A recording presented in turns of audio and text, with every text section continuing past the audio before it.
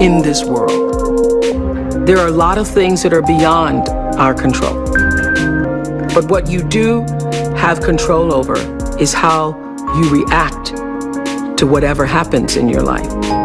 What I now know is that we all become exactly what you believe. So if you believe that you can do all things because you have been endowed by a power from on high, given to you by the grace of God, if you believe that, you walk into the world understanding that whatever problems you may encounter, you still have God to lean on. As I grew, my perception and understanding of what God means grew with me. I expanded my view of what it means to be a citizen of the universe, to be a part of the energy field that is omnipotent, omniscient, all-knowing, and all-present in all things. And so my confidence comes from knowing that there is something greater than myself, that I am a part of and is also a part of me. I call that God, but I do nothing without that understanding. How I think one masters one's life is to understand that you are co-creating that life with the ultimate creator. Not understanding that puts you at your own pitiful, meager little will. And everything is left up to you. And you can't do it. You cannot survive in this world by yourself, just believing in yourself. You're not big enough to do it. I'm not big enough to do it. Nobody's big enough to do it. You have to understand that your very presence here as a human being on earth came from something greater than you. And not just your parents who wanted to have a child. The fact that that egg was hit by that particular little sperm in that particular moment, and you were created. Wow. How amazing is that? Of all the different choices that had to happen in order for you to be here now. What a celebration that is. So when you recognize the mystery of that creation, all the circumstances that had to configure and reconfigure themselves, all the questions that we don't have answers to, you have to know this: the fact that I'm here matters. And the fact that you're there matters. This is no accident. None of us are. When you do well, people notice. When you do your best, people notice. And so wherever you are, always do your best, and doing your best puts you at the next level. Nothing about my life is lucky. Nothing. A lot of grace, a lot of blessings, a lot of divine order, but I don't believe in luck. For me, luck is preparation meeting the moment of opportunity. There is no luck without you being prepared to handle that moment of opportunity.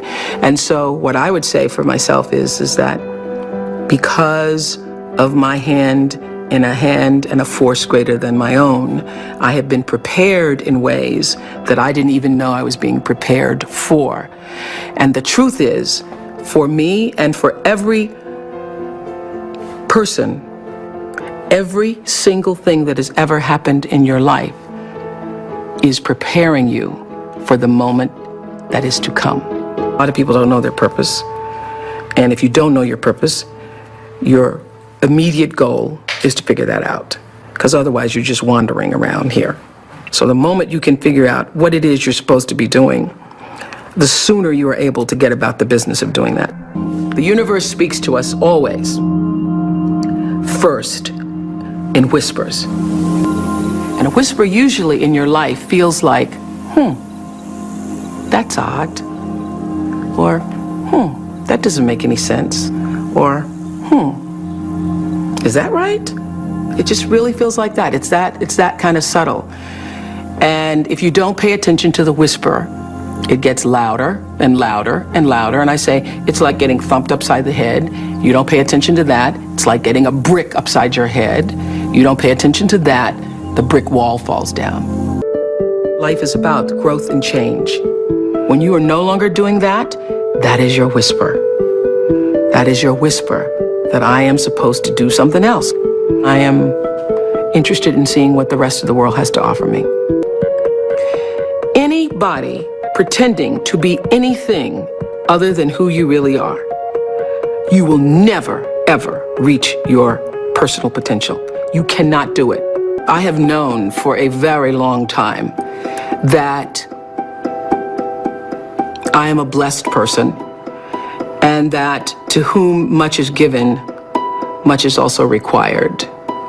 That you can't have all of this and not use it for something that is for the greater good. Your intention rules your life and determines the outcome. Every time it would happen, I would say to my team, well, doesn't matter, because every season somebody else was coming out. One talk show, two talk shows, three talk shows. There have been over 100 talk shows since we started. But every time I would feel like, all right, got to step up our game, got to step up our game. The way you step up your game is not to worry about the other guy in any situation, because you can't control the other guy. You cannot control the other guy. You only have control over yourself. So it's like running a race. The energy that it takes to look back and see where the other guys are takes energy away from you. And if they're too close, it scares you.